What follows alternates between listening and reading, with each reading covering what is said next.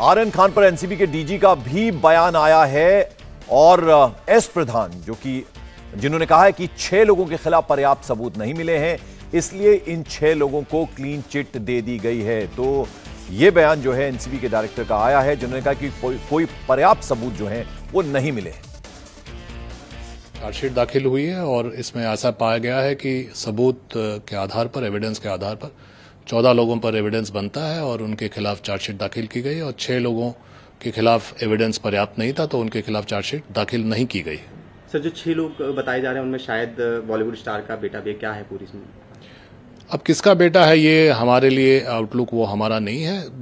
ये एक normal case, drugs case था, पोजेशन का केस था और भी बातें इसमें सामने आई थी, लेकिन जो एविडेंस और सबूत मिला उसके आधार पर जो पोजेशन था या स्ट्रांग एविडेंस था उसके आधार पर चार्जशीट दाखिल की गई है और जिनके खिलाफ एविडेंस बना नहीं उनके खिलाफ चार्जशीट नहीं दाखिल की गई। आर्यन खान के खिलाफ क्या कोई चार्जशीट दाखिल हुई है या नहीं? किसी व्यक्ति विशेष पर मैं कमेंट नहीं करना चाहता हूं। मैंने आपको बता दिया कि 14 लोगों पर चार्जशीट हुआ, 6 पर नहीं हुआ। मुंबई के क्रूज ड्रग्स मामले में एक स्पेशल इन्वेस्टिगेशन टीम गठित की गई थी, अर्थात एसआईटी का गठन किया गया था, जिसके सुपरवाइजिंग ऑफिसर श्री संजय सिंह थे, जो कि डीडीजी ऑपरेशंस हैं, ऑपरेशंस का काम हेडक्वार्टर से देखते हैं, और इसके लिए अलग से टीम को नोटिफाई किया गया। टीम बनाने के पीछे कारण ये था कि जो स्थानीय लेवल पर जो अनुसंधान हुआ था उसमें इरेगुलरिटीज हुई थी और कुछ कमियां पाई गई थी, जिसके आधार पर एसआईटी का गठन करना पड़ा और वहां के पदाधिकारियों पर भी कुछ कार्रवाई करनी पड़ी थी। लेकिन अभी जो फोकस है वो इस कांड के बारे में है, जिसमें हम लोगों ने, एनसीबी ने 20 में से 14 लोगों पर चार्जशीट दाखिल किया है और 6 लोगों पर चार्जशीट दाखिल नहीं किया गया। चार्जशीट दाखिल करने के पीछे कारण यह है कि 14 लोगों पर ठोस सबूत मिले, अर्थात ठोस सबूत का मतलब है फिजिकल एविडेंस और सर्कमस्टेंशियल एविडेंस, कोरोबोरेटिंग फिजिकल एविडेंस, और साथ ही उन लोगों पर जिन पर चार्जशीट दाखिल नहीं की जा सकी उसमें जो प्रारंभिक इन्वेस्टिगेशन था उसमें कुछ कमियां थीं और इसके आधार पर यह कहा जा सकता है कि अंततः सफिशिएंट एविडेंस नहीं मिला। इसके पीछे एक ही सिद्धांत को माना गया और वह सिद्धांत माननीय सर्वोच्च न्यायालय ने भी कई बार दोहराया है। वह प्रिंसिपल है beyond reasonable doubt. Beyond reasonable doubt, अगर रीजनेबल डाउट कहीं है तो उसके बियॉन्ड होना चाहिए, तभी सबूत को कारगर माना जाएगा। और ऐसा अक्सर माना जाता है, कभी कभी गलती से माना जाता है कि एनडीपीएस एक्ट एक ऐसा स्ट्रिक्ट एक्ट है कि अंदाज पर भी आप कार्रवाई कर सकते हैं, लेकिन माननीय न्यायालय ने कई बार कहा है कि अंदाज पर कार्रवाई नहीं होनी चाहिए। स्ट्रिक्ट एक्ट जरूर है, लेकिन प्रिंसिपल बियॉन्ड रीजनेबल डाउट का ही मान्य होगा और उसी के आधार पर 14 लोगों पर बियॉन्ड रीजनेबल डाउट हम लोगों ने एविडेंस पाया, 6 लोगों पर एविडेंस नहीं पाया, इसलिए 14 लोगों पर चार्जशीट आज कर दिया गया है और 6 पर चार्जशीट नहीं किया जा सका। अंततः मैं ये भी बताना चाहूँगा कि एसआईटी ने बहुत प्रोफेशनल वे में इस पर काम किया। इसके लिए एसआईटी की पूरी टीम संजय सिंह साहब के अंडर में बधाई का पात्र है और उन्होंने एक ही कसौटी माना कि जहां एविडेंस मिला उस पर कार्रवाई हो, जहां एविडेंस नहीं मिला उस पर चार्जशीट ना हो। और अंततः जो कोर्ट, माननीय न्यायालय से हम लोगों ने समय मांगा था, वो पूरी डिटेल जाने के लिए मांगा था। हमारे पास डिजिटल एविडेंस भी था, जिसमें बहुत सारी डिजिटल एविडेंस का हवाला दिया गया था इनिशियल इन्वेस्टिगेशन में।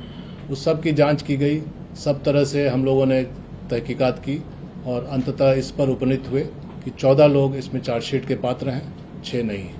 धन्यवाद। सर, आर्यन खान करीबन 22 दिन से ज्यादा जेल राहत मिली थी। सर, ये कहा गया उनके खिलाफ एनसीबी ने लगातार लोअर कोर्ट में कि वो एक लार्ज इंटरनेशनल कॉन्स्पिरेसी का हिस्सा है।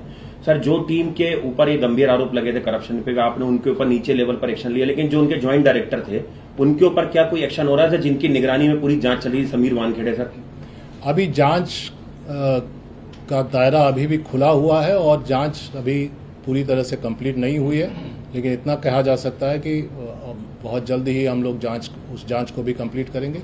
और इस एसआईटी ने भी अपने टिप्पणी में कुछ पॉइंट्स बताए हैं जो कि कहीं कहीं गंभीर भी हैं, प्रोसीड्यूरल भी हैं, तो उस पर भी कार्रवाई होगी, तो समेकित कार्रवाई होगी और समय पर होगी। Sir, Aryan Khan was a prominent name who was also arrested. Are you ready for any kind of scrutiny before the court also, because there will be several doubts which will be raised on social media and through due course of time. Is the NCB totally prepared to answer questions of the court when the arrest of Aryan Khan will be questioned? It is obvious that we are open to scrutiny. NCB, that is why we, as an organization, took it upon us as our responsibility to take over the case, which was becoming controversial, and it was the NCB's reputation at stake. So we took over the case, we did a professional investigation, and we have come to the conclusion we are open to all scrutiny, and obviously since the charge sheet has been filed, it will be scrutinized from the judicial point of view. Sir, इस मामले में क्या शाहरुख खान से भी पूछताछ की आप लोगों ने दिल्ली हेडक्वार्टर में, मुंबई में? ये जो है जो प्रक्रिया जो एसआईटी के इतर एक एसईटी स्पेशल इंक्वायरी टीम ने किया था, जो कि विजिलेंस के इश्यूज पर इंक्वायरी की थी, वो दूसरे डीडीजी के मार्गदर्शन में हुआ था। उसमें जो भी कंसर्न स्टेक होल्डर्स थे उनके साथ उनसे पूछताछ की गई। अब किस किस के साथ पूछताछ की गई वो मैं नहीं बता सकता, लेकिन जो भी कंसर्न थे उनके साथ पूछताछ की गई, क्योंकि जो भी चार्ज आया था विजिलेंस का, जो भी मामला आया था, वो जिससे भी जुड़ा हुआ है सबसे पूछताछ की गई। सर, कोई सप्लीमेंट्री चार्जशीट करेंगे सर इसमें? देखिए, कांड का एक उसूल होता है कि कोई भी क्रिमिनल केस होता है तो उसमें चार्जशीट जो है समय रहते की जाती है। तो हमारा समय सीमा आज का था, तो आज के डेट तक चार्जशीट की गई। अगर सप्लीमेंट्री एविडेंस या कोई और नया एविडेंस सामने आता है तो सप्लीमेंट्री चार्जशीट भी की जा सकती है। सर, जिन लोगों को आपने चार्जशीट किया है, जैसे संजय सर ने बताया सर, जिनके खिलाफ आपको सर जो लगातार एनसीबी कोर्ट में दलील दे रही थी कि ये इंटरनेशनल कॉन्स्पिरेसी है सर, भारत के बाहर कुछ लोग हैं जो ड्रग्स सिंडिकेट का हिस्सा है, क्या वो 14 या जिन लोगों को आपने आरोपी बनाया 16 लोगों को, क्या उनके खिलाफ ऐसे सबूत मिले कि वो इंटरनेशनल ड्रग्स कॉन्स्पिरेसी का हिस्सा थे? ये पूरा जो क्रूज वाला मैटर था उसमें जिस सेक्शन में चार्जशीट दाखिल हुई है उससे ये स्पष्ट है कि इंटरनेशनल कॉन्स्पिरेसी नहीं थी, बल्कि अलग अलग पार्ट में लोग बटे हुए थे। हाँ, जरूर ये था कि क्रूज में सब लोग थे या क्रूज में चढ़ने वाले थे, लेकिन वो आपस में एक साथ एक ही ग्रुप का हिस्सा थे ऐसा नहीं पाया गया। वो अलग अलग ग्रुप में आए थे, कभी कोई 4 में था, कोई 3 में, कोई 2 में, लेकिन बटे हुए थे। इसलिए ये एक जॉइंट कॉन्स्पिरेसी नहीं थी 20 की या 14 की। और इसके इतर ये भी स्पष्ट हो गया कि इसमें कोई इंटरनेशनल कॉन्स्पिरेसी की बात कंक्लूसिव रूप से प्रूव नहीं हो रही है। केवल व्हाट्सएप चैट को आधार करके हम लोग कंक्लूसिव एविडेंस नहीं जुटा सके। Sir, going back to the question, since you are telling us that all those concerned individuals were questioned, since Aryan Khan does not earn and the money would have come from obviously from his father, so was Shah Rukh Khan questioned or not? We need better clarification.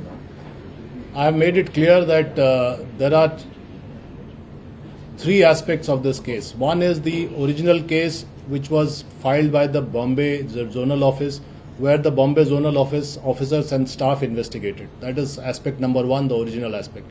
The second aspect is after some irregularities and controversies were discovered, the SIT had to take over the case for professional investigation under Mr. Sanjay Singh, and he supervised the matter and he came to a professional conclusion that 14 people can be charge sheeted, 6 cannot be because of evidence. And finally, there is a vigilance. The vigilance aspect is a separate case, separate matter. It is still being finalized, and I can assure you, all those who were connected to that vigilance case, remotely or otherwise, where all evidence was taken from all of them. India TV हर वक्त हर जगह download करने के लिए search करें India TV news Google play store या app store पर।